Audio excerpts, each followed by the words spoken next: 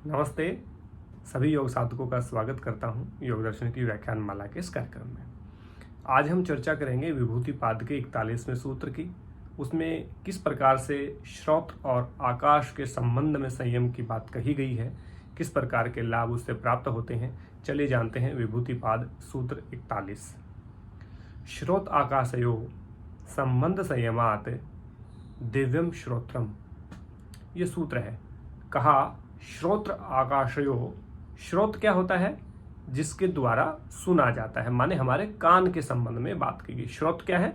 हमारे कान को श्रोत कहा गया है, जिसको कर्णेंद्रिय कहा है। सुनने का काम कौन करता है? कर्णेंद्रिय करती है, यानी कान सुनने का काम करते हैं। मैं जो बोल रहा हूं वो आप कान के माध्यम से ही सुन रहे हैं, कान उसके लिए एक माध्यम है।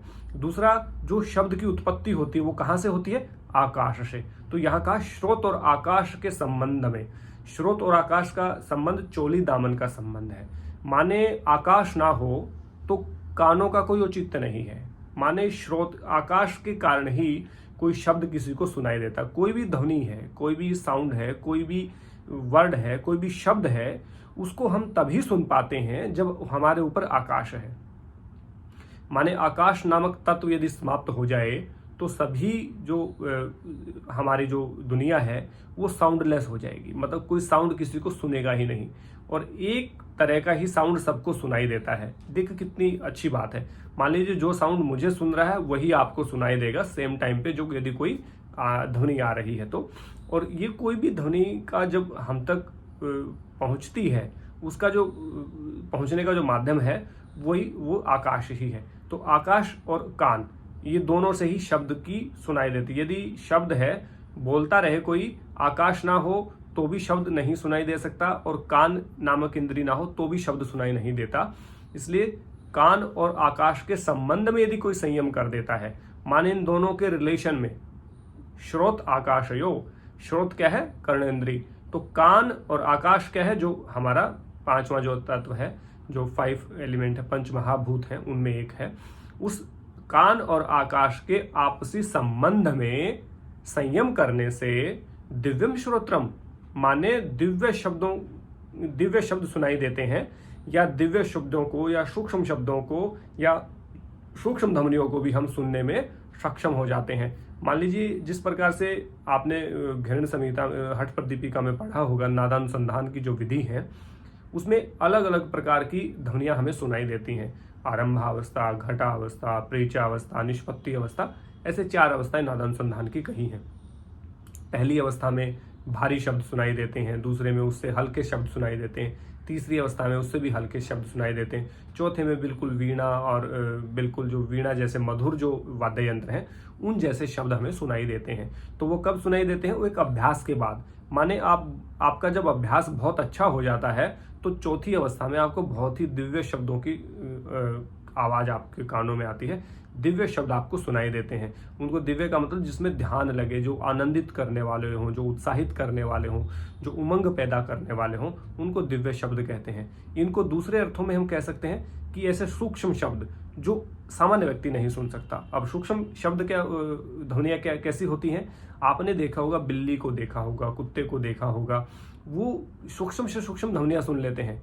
मान लीजिए भूकंप आने वाला है, मान लीजिए कोई अनहोनी घटना होने वाली है, तो बिल्लियां रोती हैं, कुत्ते अलग तरह से भौंकते हैं, उनका ये संकेत होता है कि कुछ अप्रिय होने वाला है।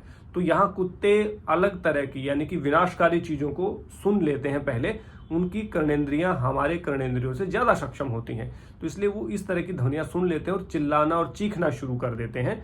लेकिन हम कभी नहीं समझ पाते, लेकिन वैसी घटनाएं घटती हैं। ये आपने सामान्य लोगों से भी सुना होगा, बहुत सारे लोगों से सुना होगा।